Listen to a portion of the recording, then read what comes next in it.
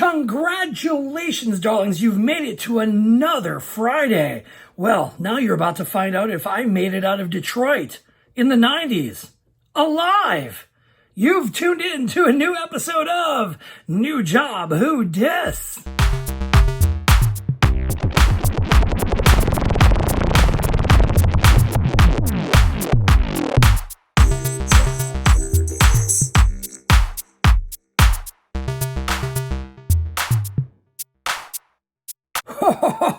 Oh, I wish I still drank because, as I said, it is Friday. Welcome, one and all, to another gorgeous edition of New Job Who Dis, an exploration of my career, parenthesis, S, unparenthesis, all of my careers, all of my jobs, all of my escapades into what I would consider to be dreams, hopes, aspirations, and jobs to get to where I am today as the illustrious Prism of Excellence, Halston Body at your service, wrestling manager to the stars, darling.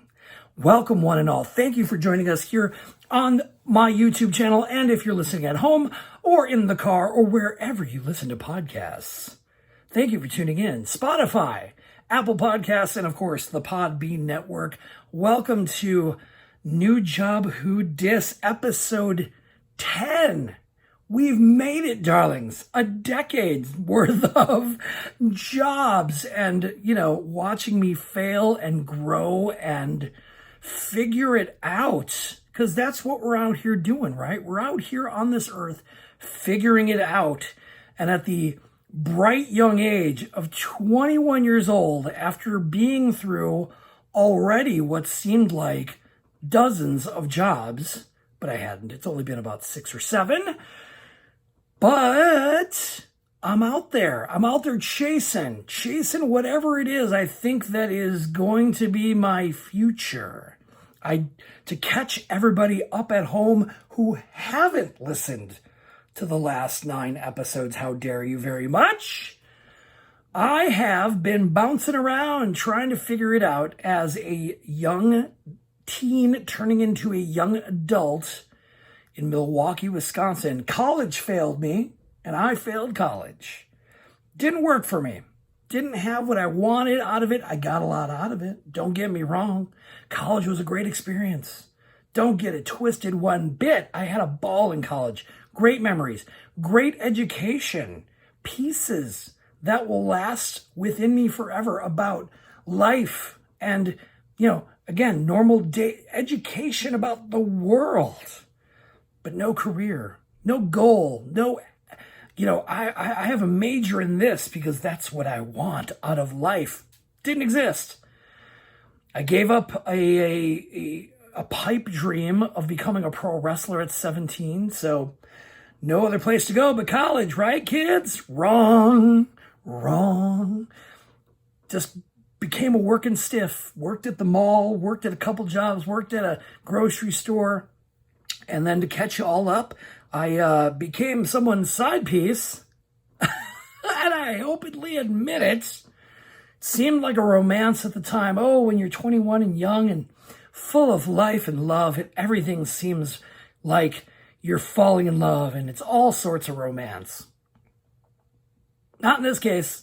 Seemed like that, but it wasn't it. I was realistically a side piece for somebody in a couple. And the best part, I lived with them.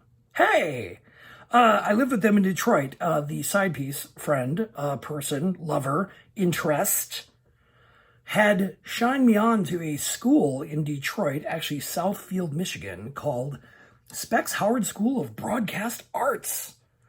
And as somebody who once fantasized about the notion, an idea, if you will, about becoming a morning DJ, the morning zoo crew, if you will, all the fun of being on the afternoon drive and growing up listening to the Casey Kasem and Wolfman Jack and Rick Dees and Shadow Stevens and Kevin Kelly and all these people that, they were the, I guess the the soothingness to my ears in the radio waves. So I thought, well, maybe I could do that.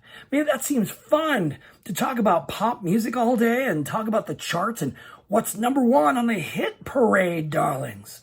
Right up my alley. So this friend on the early caveman era of the internet told me about this school and said, hey, man, you want to come live here and live in Detroit with us and go to this school? You're welcome to do it. Did a little test run, did a little visit to make sure we were not cool. We were cool, but not crazy, I should say. And at the time, neither of us were really crazy. We were just young kids, young adults, just grown up. This Kevin gentleman was working for the Gay and Lesbian Center, I believe, or one of them, or maybe it was the one in Detroit. And it was on the north side of town. It wasn't near downtown. It was just, somewhere in the burbs.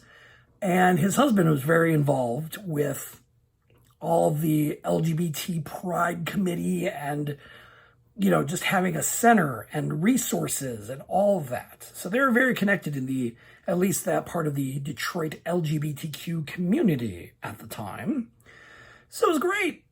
21 years old, just coming out to myself, just having a ball, just starting to get started in the bars and the scene, the gay scene, man. But I kind of got stunted. Because I moved to Detroit, and Detroit isn't necessarily like, it was a very spread out city. There was no like local bar hangout area like there was in Milwaukee. In Milwaukee, you could walk from bar to bar if you wanted to. Oh, yeah. Oh, we're tired of this bar? Let's walk a block over to that next bar. It was fine. It was great. It was a small community. Very tight, very close. But Detroit, the bars were 10 miles apart. Or at least it seemed that way. They were far away. So there was no like real close-knit community that I jumped right into in the LGBT world in Detroit. I just had my roommates. That was kind of it. 21 years old, fresh, trying to live, trying to figure out the school. I got to get to school, man.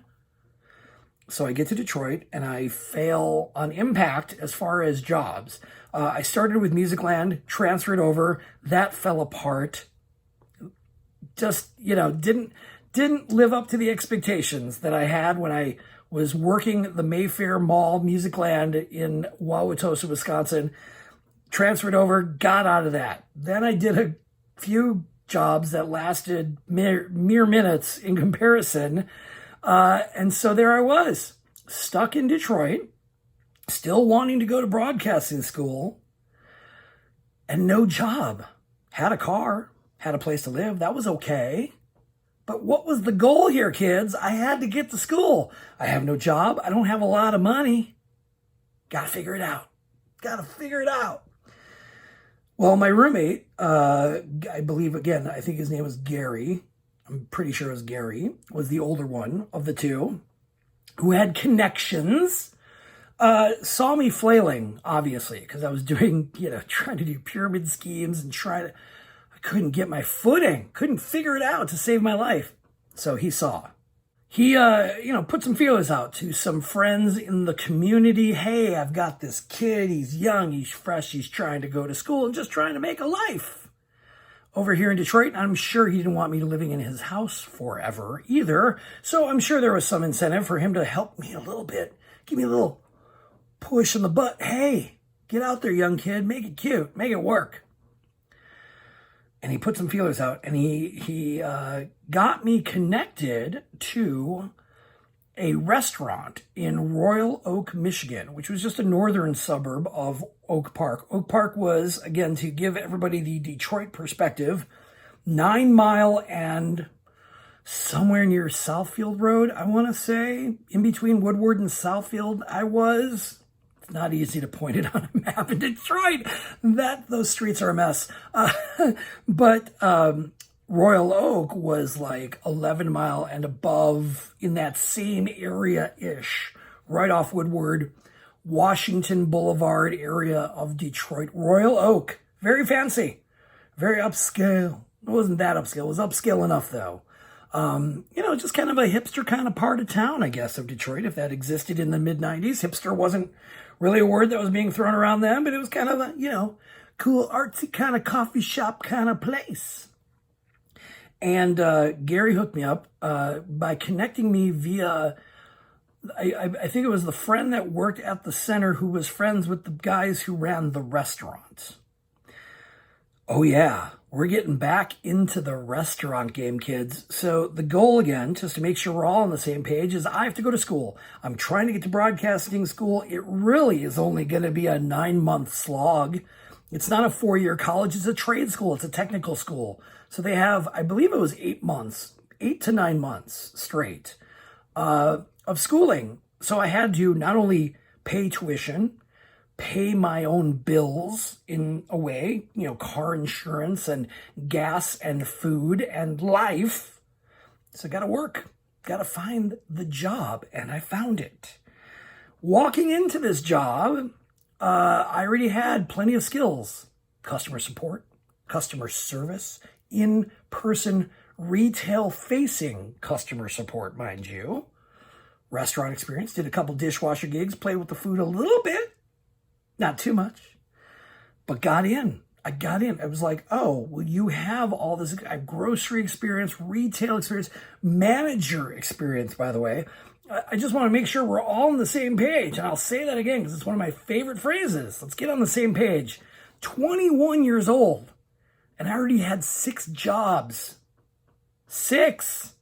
Paperboy, 2 dishwasher jobs, a retail job, a grocery clerk job, a mall job at a 7 job, 8 job, and managerial experience, by the way. 21. He's a manager. He can be trusted with keys and money and other employees. 21. Ha! If you think about that now, I'm sure, I guarantee there's somebody listening to this podcast who's over the age of 40, maybe 50, who thinks about 20-year-olds now, 21-year-olds right now, and you can probably hear them bristling. Oh, these kids today and their rock and roll. But there I was, 21, and I was banging it out as far as a career path, or at least the career path of a working stiff who can get a job and be trusted to do a good job so far. Not too shabby. Coming into Detroit at 21. But I had a goal. I wanted to go to this school so bad.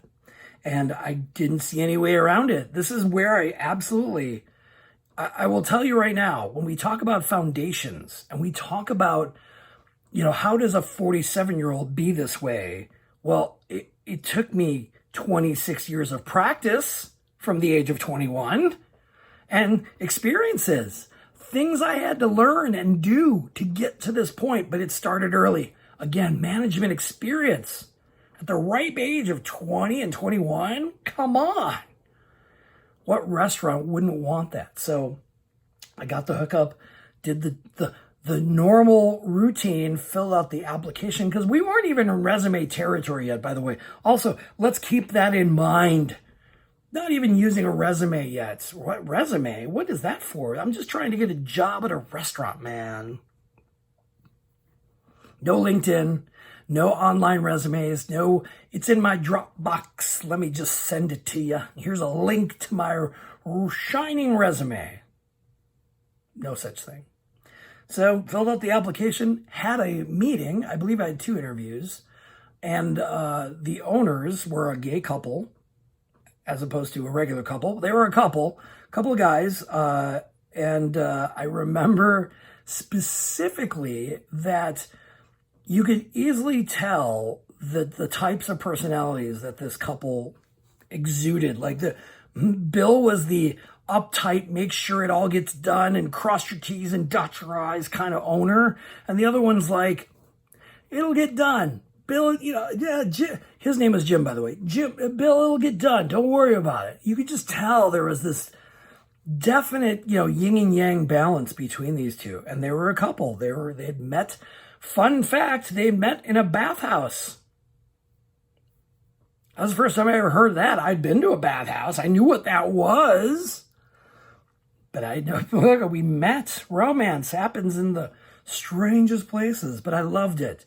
And they were super, gay. They were very, we love it. We want you. Yes, fun. Let's get you in here. And I got in. I started as a counter person. By the way, I totally skipped over the most important part. The name of the place. I worked at a restaurant and it still exists to this day. It is called Pronto 608, or it might just be called Pronto. Pronto Royal Oak, I believe. They might have more than one location at this point. That's why I purposely did that, because I didn't want to have all the information. I want to explore these places once again. So again, epilogue episodes, maybe another round. Let's go back. I'll go back any day. Are you kidding me? So yeah, Pronto 608. I believe it was called 608 because it was on 608 South Washington in Royal Oak, Michigan. And again, I'm 99.9% sure that restaurant still exists to this day. Still has most of the menu items that it had back then. I've not been to it in many years. Last time I was there, I'm pretty sure it had mostly the same menu that I had when I was working there in the mid-90s. But I got hired. Hooray! Hooray! We have a job, and it's full-time too. That's the best part. I mean, when I say full-time, it wasn't like 40 plus hours, but it definitely was 32 plus hours, 40 hours. I was counting on a good paycheck because I had to pay my tuition and I had to survive in Detroit at the ripe old age of 21 with no backup plan until credit cards showed up. But that's a continuation of this story. We don't want to get ahead of ourselves. So I get this job, Pronto 608. I get a job as a counter person, or basically it's the expediter of the front counter. And what does that mean? Well, to give you a perspective, Pronto 608 was for lack of better words, a Jewish deli. It was all Jewish type food as far as bagels and corned beef. It was, Jewish delicatessen at its finest. The one thing they didn't have was matzo soup. Bummer. But they had so many other great recipes. And it was just great. It was a great place, to start. When I first got there, it was new guy behind the counter, fresh new gay. He was 21 and, sowing his oats in Detroit and trying to get to school, man. Fun. It was a fun job at first. We started, I was the friendly counter guy, and I already had customer support experience, so saying hello to people was no big deal. Answering the phones, no big deal. Pronto 608, this is Bob. How may I help you? Oh, hi. Right? Get that radio voice going. Get that, hey, I'm going to talk to you on the phone because I already had to do this at Musicland a million times. Thank you for calling Musicland Mayfair, where you can pre-order your copy of The Little Mermaid before it goes on, in the vault. All of that. Practice. But new skills had to come into play now. Oh, we had to get new skills because we're back in a restaurant setting. And we're not just doing dishwasher duty. That's not what they were hiring me for. They were hiring me to be a face and I'm a customer service person at the counter. How can I help you? How can I wring you out of your bill? All of that. We sold a lot of bagels in the morning. And now, mind you, I also say bagels. I'm sure some of you might have your teeth hurt a little when I say that. I don't know how I picked that up. It's a Midwestern thing. I cannot. Bagels or bagels? Bagels? Maybe. Either way, just get used to the way I say it and don't pay attention to it. All of that, moving forward, it was a fun place to work. I was a counter guy, just making some fun money. It was, full time, as I said. So I was there in mornings, especially, you're doing the morning bagel rush and you're trying to get the orders out and the cream cheese on the side and the schmear and the to-go orders in the morning. And it was all great coffee and great. And then lunch rush. Lunch showed up and he had lunch and it was sandwiches and sides. It's all it really was. It was mostly a sandwich place. I learned so many things about delicatessen food and sandwich creation that, it was a plethora of information. It was great to work there. And I liked working at the front counter because you got to meet a lot of people. You were the new face in town. I don't remember how long the restaurant had been in business up to that point. So there are regular customers coming in. Who's the new boy? Who's the new one? Well, right? And remind you, I'm new in town and I'm 21. So, of course, putting me with a brand fresh new staff of young gay and lesbian servers. And, it was a mix. I just want to let you know, although Pronto 608 was very gay friendly and it's where the gays went and where the lesbians went. It was a brunch spot. It was the dining spot. All the gays knew. The way I could describe it is that if you wrote a sitcom or it would just be a sitcom that was very NBC-like, but also about serving and a restaurant and all the people that are involved in it, and it's gay and progressive and, a cast of characters. It was a sitcom of a job. It was great to, work. It was nice. There was nothing pressing about it. I was learning how to slice bagels properly. I was learning all the things on an everything bagel. I was, learning. It was a learning experience. Again, back into the restaurant business. But this time I'm actually touching food and actually being part of the service. Great job, as I said. It transitioned from just being the counter guy. And I didn't really have an interest in being a server because the servers, to give you perspective on that, the servers were very young, thin, and yoked. And I say that in a way where it's like as two gay men who are owners, they absolutely picked their staff properly. They had sassy, young female servers who were straight, bi, and gay. Then they had mostly gay male servers because, again, a very gay-friendly restaurant. I mean, how do you increase the dollar? You got a little, hot young piece that's working the server game. They didn't want to see a chubby, insecure dude working. That, and the funny thing is, too, at that age and at that time, I was not out loud and proud and, banging the drum by all means. I was a mystery. I wasn't trying to be cute to be gay. I wasn't wearing rainbow stuff. I wasn't being feminine. I wasn't doing anything. I was just a schlub. Just a working stiff schlub from the Midwest trying to fit in. And I fit in. I figured it out somehow. There were straight people there as well. Most of the executive chefs in the back, totally hetero, had kids and a wife. They were great folks.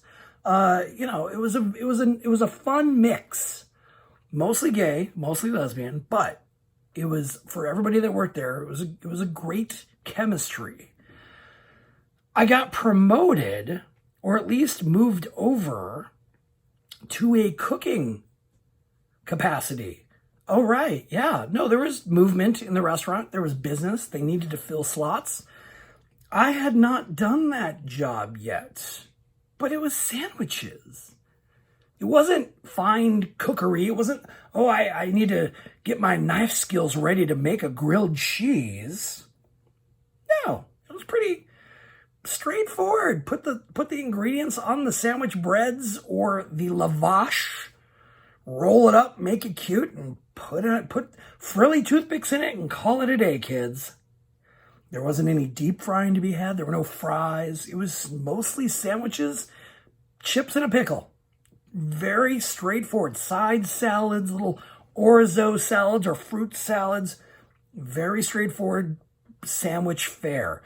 In the evening, they did have I believe 8 or 9, maybe 10 entrees, mac and cheeses that were fancy, chicken mac and cheese, all sorts of bigger sandwiches that would be considered more of a dinner sandwich versus just a light fare for lunch. A tuna roll-up, so to speak, versus a, giant chicken and eggplant Parmesan sandwich. Big difference. But it was great. As I got into school, yes, I got into school. We'll get to that. But, it became a job. I got along with people. The staff was friendly. It was nice. I didn't become friends with anybody. There was no hey man, let's hang out after work kind of friendship happening at all, which was kind of odd. But I don't know why. Maybe it's just because I wasn't that type of person who just globbed onto groups of new friends and just became part of their circle immediately. I was just, again, trying to figure it out. 21 years old, new city. I already went through a car, by the way, because, yeah, by the way, when you get your first car, make sure you put radiator fluid in it. Make sure you do that. Otherwise, your car will explode on the freeway. So it was surviving, just trying to survive and get to the promised land of Specs Howard School of Broadcast Arts. So I just became what I always became, which is just the working stiff at Pronto. They put me in as, they started giving me work as a line cook, and that skill developed. I mean, it started real basic. You're going to work just the cold sandwiches up front and, be the guy who's just making the simple stuff. There was a middle station that did like the grill work. So there was, hot sandwiches, grilled sandwiches, anything that needed to be put on the flat grill, that was there. And you're kind of going in between the hot station and the cold station. And then you have the hot station. The hot station was more of the convection ovens, and you had to make the hot, like the mac and cheese and all the things that were like needed to be broiled and all that stuff. You were taking care of it down there on the hot end. But the front end was the half expediter, half calling out the stuff they needed on the tickets. It was slow enough, and I was eager enough, and I had already worked plenty as, someone who's been in a restaurant, and I was rough and tumble enough, I guess. I wasn't trying to be a pretty server. They wanted to fill the spot, and they filled it. And I globbed onto it like a pro. I mean, I just figured it out, how to make cute sandwiches, how to roll burritos, how to do those types of things, how to make your plates look cute, how to present the food. And not only that, just putting ingredients together to make great sandwiches. I will confess, this will show up in either a future episode or the epilogue. I still have an original paper menu from that restaurant. I can pull it out and make any one of those sandwiches. It was such a good restaurant. One of my favorite sandwiches I remember making was so simple. It was called the California Cluck. A couple slices of chicken breast. I mean, like chunks, not sliced thin. We're talking just like, sliced pieces of chicken breast, seasoned and roasted. And then they put, I remember they put roasted red peppers on that. And then you put mozzarella. Was it mozzarella or Havarti? Munster cheese, I think. It was, I have to look at the menu items, but it was like, I think it was mozzarella. It was just an Italian type sandwiches. And then you put salsa mayonnaise. I know you're thinking anybody who's like anti-mayonnaise is probably vomiting in their mouth right now. But I'm telling you what, when you mix salsa and mayonnaise, you get this creamy salsa. I don't know what it is. It made it real good. It was called the California Chick. And I believe the Cluck was the bigger version that had, because we had all sorts of sandwiches, all sorts of food explorations that I'd never thought in my day that I would be like, oh, I'm going to try that and like it. Yellow squash, zucchini, and eggplant, roasted red peppers, garlic spread, and cheese on that. Amazing. Put some chicken breast as well. Oh, so good. Orzo salad. I'd never had, I knew what Greek food kind of was, but I had no idea what orzo and feta and tomatoes, like, so good. Oh my God. I couldn't get enough of the orzo salad. I mean, fruit salad's fruit salad. Everybody, watermelon, cantaloupe, great. But orzo salad, whew, so good. I mentioned lavash earlier. I had no idea what lavash bread was. What is lavash? I knew what burrito tortillas, I knew what a tortilla was, but what is lavash? What? It's a wheat roll-up? Okay. Never heard of it. Veggie sandwiches also, I perfected my grilled cheese skills. Oh, so good. And the food was bomb. The food was real good. I kept at the job because obviously it was paying for school. Specs Howard School of Broadcast Arts. I got in, of course. It wasn't like I had to test in. They basically took your money and told you when to show up. So it wasn't like, oh man, I hope I get into the school. All this hard work I've been doing. Oh, no, it was, hey, our next round of classes starts this time. Here's when to, start doing it. It was very straightforward. So, I'm working this restaurant job and it's it's a learning experience. I'm doing other things other than just dishwashing, like my first restaurant job. But I have all those skills, trash and cleanup, and now I'm learning how to become a line cook. A line cook? What? But again, trust and knives and skills and corned beef and all the fixins. I do have a scar to remember Pronto 608 by during the times of making sandwiches and prep work and putting your station together and doing all that.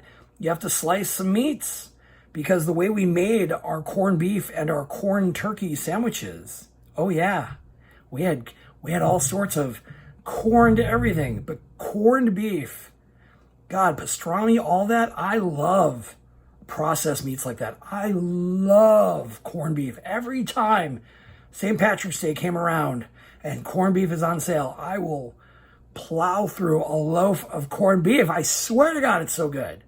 And here I was working with a corned beef station and a pastrami station and a smoked turkey and all the, oh God, so good. And we had to slice with a meat slicer and learn how to do the meat slicing and how to make the blade thin and make sure you're paying attention and do all those things. Well, where's that? I don't know if you can see it. I don't know if you can see it anymore. It's there though. Oh yeah, there it is. There's a little scar on the end of my thumb. I don't know if you're people listening to the podcast can't see it, but I don't know if you're gonna be able to see it either on the video cast. But I sliced off the top of my thumb, just the little tip of my thumb. Ooh, bled like a stuck pig. Yeah, they had to throw away that corned beef for the day and clean the entire slicer, and it was gross. But I had to learn. I had to learn. Don't put your thumb near the meat slicer while it's running. Apparently, first time ever getting something cauterized either. Oh God, whew. Just saying it just makes me. Whew. Life as a chef and a cook. Oh yeah. No, I had to come back with a big old bandaged thumb, and yeah, they had to burn that thing closed because it was slice. Nice clean cut, by the way. Thanks, Slicer. Good to know that you're, very sharp and ready to cut the right meat, not my thumb. The restaurant itself was fun. I liked working there. There was, lots of drama as always. The servers just being dramatic, the moods, the temperatures that some of these servers could be in if their food wasn't getting done on time. I mean, there was definitely kitchen heat. Oh yeah, when we're busy and just pop it on a Friday night. Oh man, tough to get through those nights, but we did it. Oh, we did it, and it was great. We had such fun as a staff. I specifically remember that the servers, of course, were flirty and looking at cute boys and cute girls that were coming into their, ooh, I want table 4 because table 4's got that hottie. I want to wait on him. He's real cute. Things like that happened. It's, young, up and coming, young adults just sowing their oats and being servers and making money and flirting with all sorts of people and being cute. Because, you're in a very gay-friendly, LGBT-friendly area, and everyone's like, all right, this is cool. We used to do a thing. It was 2 specific things that I remember that will be probably etched in my gravestone, or at least spoken about in my eulogy. The servers, of course, this is pre-cell phone. Just want to make sure we're all on the same page on that too. Technology-wise, we're barely getting into AOL. I think we're at AOL now. And we're still in IRC on the internet. We're still using baud modems, and there's no DSL yet. There's no cable modems or anything. It's just whatever you can get through your phone line. Great. So there was no cell phones, and there was I think there was pagers. Pagers were a big thing in the mid 90s. Oh yeah. I remember there was a store in Detroit that was called Pairs, Pairs, Pairs. And they sold sports apparel, kegs, and pagers. It's a big thing. Get a pager. Oh, my girl's calling me. I'm a pager. They wrote songs about this. I digress. The big thing I remember at the restaurant is getting a lot of personal calls for servers. Or servers expecting calls. So being at the front desk before I became an illustrious line cook at Pronto, getting calls. Hi, Pronto 608. This is Bob. How can I help you? Hi, is Carrie in? Hi, is Jeff there today? Is Colin there? Well, no, I can take a message. It got a little out of hand, but it got to the point where before they actually reprimanded us and before they told us, hey, cool it on getting personal calls at work, before they, put the kibosh on that and, told everybody to knock it off with all the, hey, stop getting personal calls at work. You're blocking the phones from actual customers before they had the lecture with the staff about that type of behavior. That phone would be ringing quite often. And I remember one of my favorite servers, Beth, if you're out there somewhere, I need to reconnect with you because I laughed so hard at the things that would come out of your mouth. And to this day, etched, firmly cemented in the purest of metals in my brain, the phones would be ringing so many times that we just knew it was for some server or some personal call. And Beth, when she'd hear the phone ring from across the restaurant, she would just yell out, "Romance!" It's like the phone would ring. They would call it romance, because every time it was some flirty date or flirt situation on the phone, or somebody going on a date or picking up a date or something. So every time I hear a phone ring in a public place, then what they always say, the Pavlovian response, anytime I hear that phone, romance, or when I hear nowadays, whenever I hear somebody's Growler or Scruff or Grinder or Tinder or any of the apps go off, I'm like, romance, because it just harks back to 25 plus years ago working at Pronto and hearing Beth, the cute black-haired server. She was just this adorable. Oh God, I loved her. There was two Beths there. I couldn't remember what her last initial was. It was like Beth M and Beth L. I can't remember. I could pick her out in a lineup. But Beth, if you're still out there in Detroit, please find me, because we have some catching up to do. Romance. Oh yeah, the other thing she did cracked me up so hard. So, of course, being servers and being assigned sections and being assigned tables, you knew who the hotties were at whatever table. So you could be like, hey, hottie at table 3, hottie at table 17, woo, hey, we got a live one at table 12, whatever the case may be. There was code, absolute code for flirting and looking at hot dudes. Well, boy, was that a surprise to them. At this, the atypical LGBT visual of what most, gay men are into physically or sexually appealing to them. The abs, the blonde hair, the highlights, the international male looks, all of that.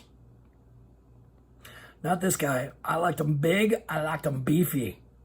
Big and tall, please. Oh, give me them linebackers. Give me them John Goodman types. That was me. That still is me. Don't be fooled. That was me. And when I came out of the closet, so to speak, two fellow gays in the restaurant who were, living that playgirl visual lifestyle of what all gay men are into, they were shook when I described the type of guy I was into. And all I had to do is realistically bring in my side piece friend, my lover, my cross-state lover, Kevin, because he was just a big old oaf too. He's a big old linebacker oaf, 6'2", just burly. So whenever one of those burly types would show up at the restaurant, Beth would always shout out, because I was behind the line. What I want to do is make sure you understand the visual. The cooks were exposed. We were out there. Half the restaurant on one half was the tables and the service, and where the food went to, obviously, for people to eat. The other half was a long hallway where people could go to the bathroom, or they could walk past the counters that had the cakes and the bagels and the desserts and the things, right? Ooh, look at the mac and cheese, and ooh, it's all in there for us to look at.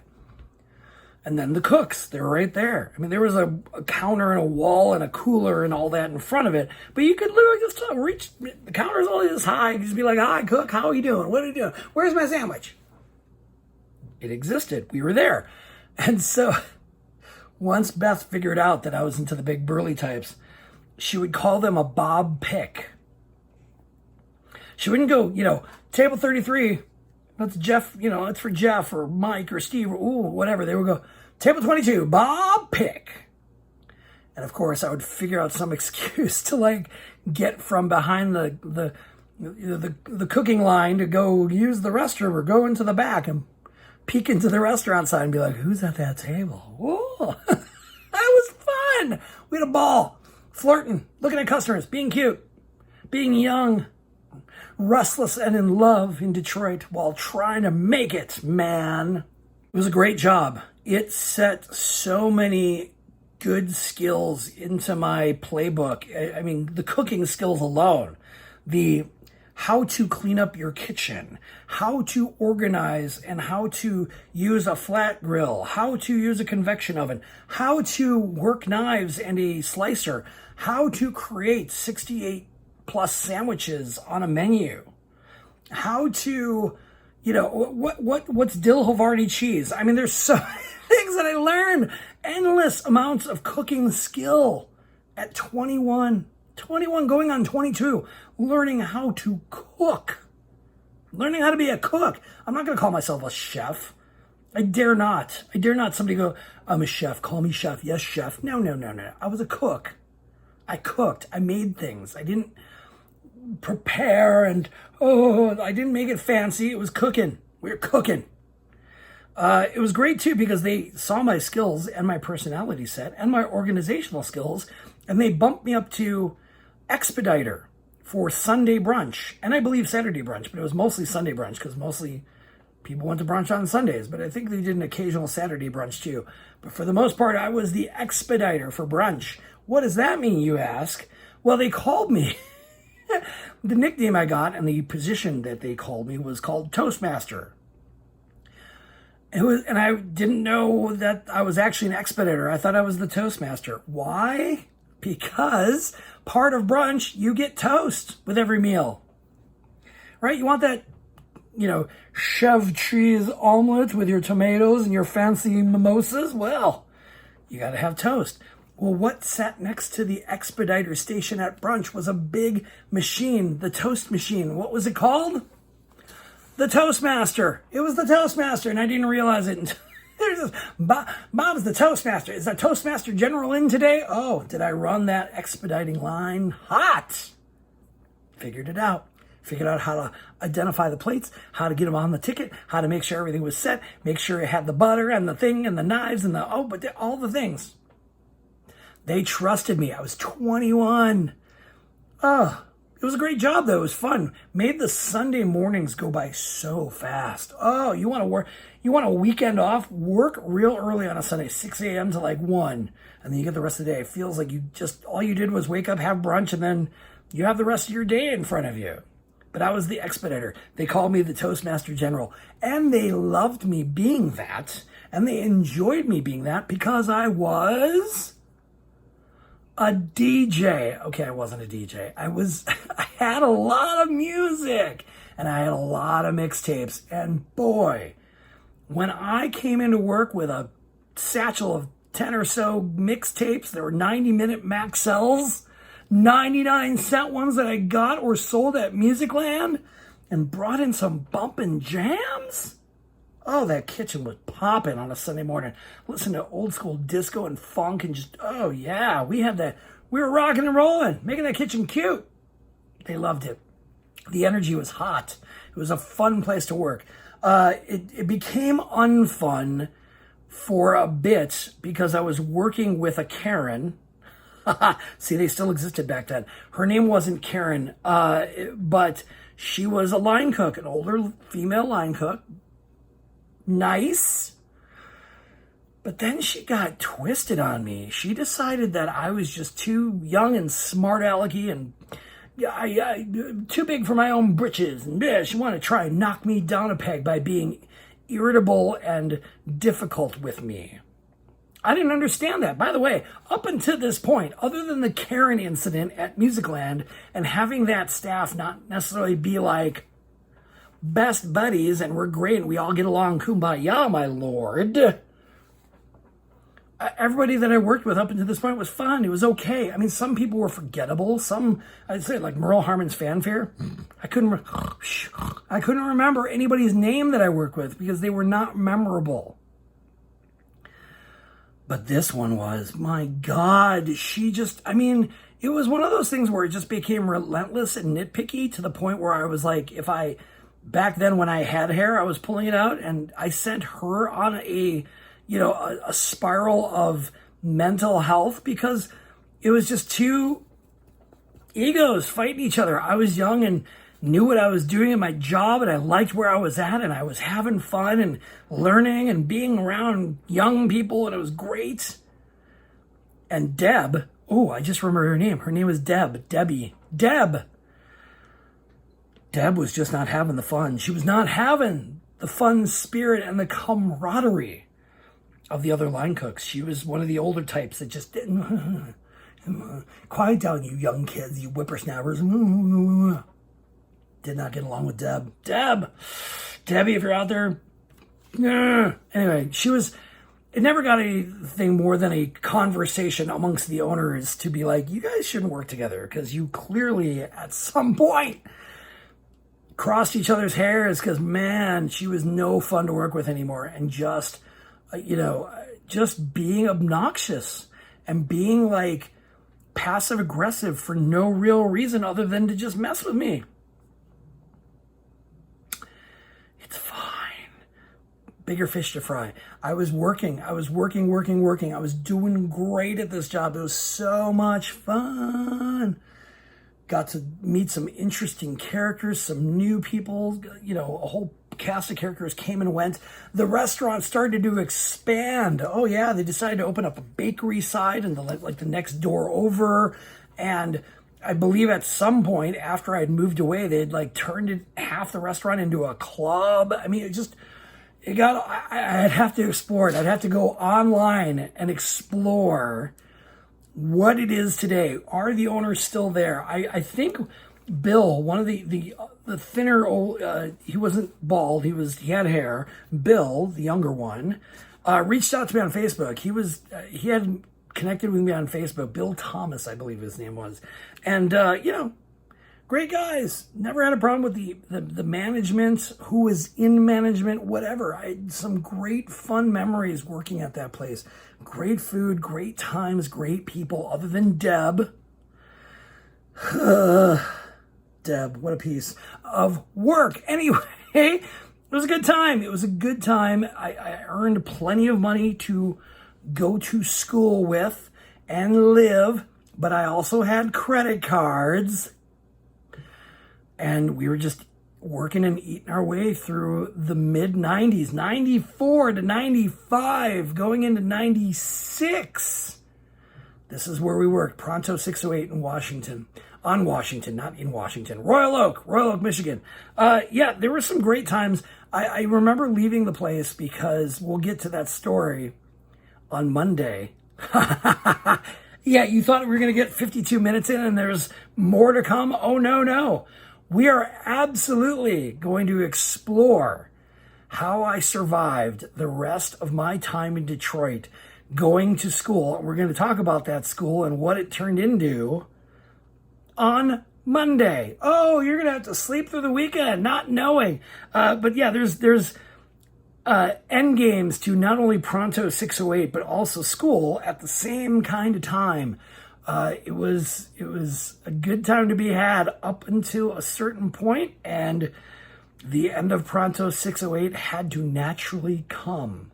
But I cannot tell you why or how just yet. You're gonna have to tune in on Monday. Oh, get a good night's sleep on Sunday night. Wake up extra early and hear about how the end of Pronto 608 happened for me, and how I managed through chasing my career at Specs Howard School of Broadcast Arts. It gets real good, kids. Oh, Pronto 608 was just the vehicle to get me there and pay for my schooling, and this was the job to have as just a job. I was not planning to become a chef or a cook or run in the restaurant industry. I was not planning to, live my life as an expediter and, deal with toast and all the things and stuff that come with a restaurant. That wasn't the goal. The goal was to make money, pay for my tuition, get to school, and figure it out from that point on. And Pronto 608 provided it. It was great. It was a great time. There was a couple, weird things that happened with the restaurant. Of course, because there's always at restaurants ever-changing staff. It wasn't always the same. There was definitely some good times with staff that was working there, and some of the cooks and people that we hung out with. They were all great.